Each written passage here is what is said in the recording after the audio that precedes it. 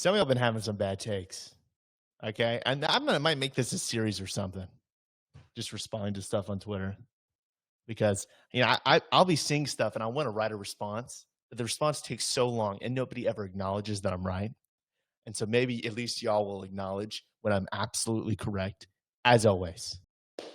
I hope y'all can see this. This is the distributional effects of the big, beautiful bill. Now, if you don't pay attention to Republican bullshit, congratulations. Your life is better than mine. In my terrible life, I pay attention to every single thing they do. And one of the big things they're doing right now is a tax bill, and some of y'all might remember that last time Trump was in office, he did the thing that all Americans around the country were begging him for. They were begging and screaming and squealing and praying to God, can we please have a tax cut for the wealthiest people in society? And he heard our answers. In 2017, he passed the Tax Cuts and Jobs Act, huge tax cut for the rich, paid for by who? Nobody. All borrowed money. Fantastic. Okay. Well, guess what? We're in Trump 2.0, baby. And we're not going back. We're not going to do the same shit we did last time. We're going to do it bigger and more beautiful. So what do we have? Something populist, something nationalist, something for the working class Republican Party, another tax cut for the rich. Okay. Look at this distributional. I don't know if you can read charts. But I'm happy to tell you that I'm actually a Bachelor of Economics with highest honors, okay? 3.99 GPA, summa cum laude. And I can read charts. That's a lot of what I've done over the past 4 years. And this chart shows that the top 0.1% get a lot more money than everybody else. So I'm going to add my friend to the stream, Sam, here. Sam. Are we back? You're back. You're in the middle of my analysis of the Republican budget plan. Oh, okay. I'll let you cook. Instantaneous reaction to this chart. What do you see? It doesn't look very good.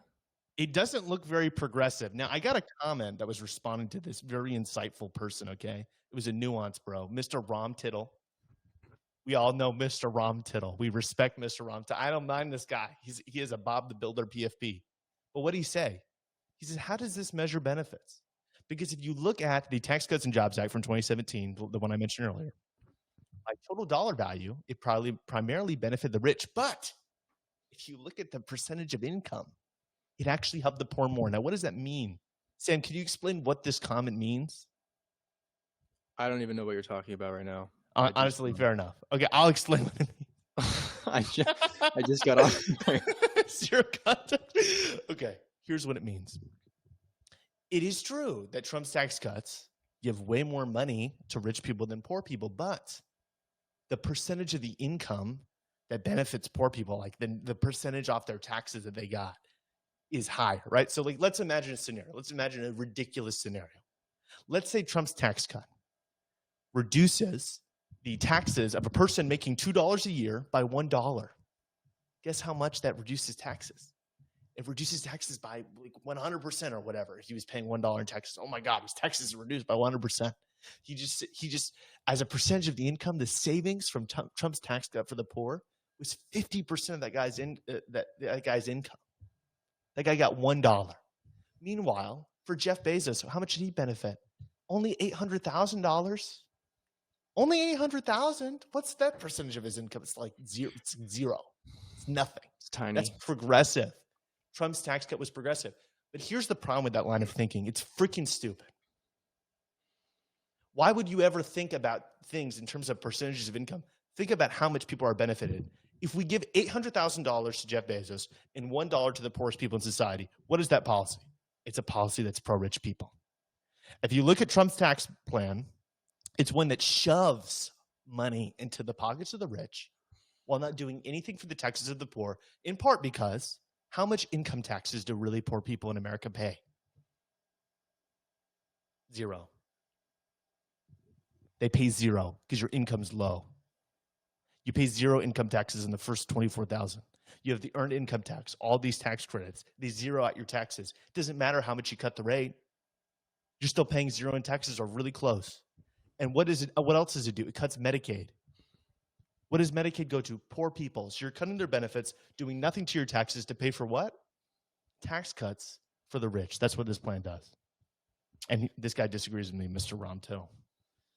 The problem with this, Micah, the part where this gets really dangerous is like obviously we know that Trump's 2017 tax plan like benefited the ultra wealthy way more than it did like normal everyday Americans. The problem where it gets really dangerous is that they've been able to tell large swaths of the American public that actually the Republican budget plan, the Republican tax plan, this is the plan that's going to put more money into your pockets, right? And they like when Kamala Harris is coming out and saying, actually, we're going to do a child tax credit and we're going to lower taxes for the middle class and we're going to make corporations pay their fair share, they label her as a communist and they label her woke and a socialist. And so, like, we as Democrats have to find a better way of pushing back on this, on the bullshit, quite frankly, because, like, looking at the chart that you're showing on, or that you did just showed on stream, like obviously it's benefiting Jeff Bezos and Elon Musk way more than it is the average It's Trump not even voter. benefiting because normal people are losing their Medicaid. Normal Right. people, and guess what? Even if you cut Medicaid, let's say we say we have the kill the poor policy. That's the mainstream policy of the Republican Party, by the way. The kill the poor agenda.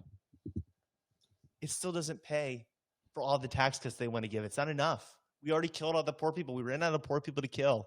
And guess what? We have to add trillions and trillions and trillions of dollars of debt to pay for the tax cuts that they want to provide. And I thought Elon told me that the debt was a national crisis, that if we didn't fix the debt, we were going to have a default. We were going to have hyperinflation.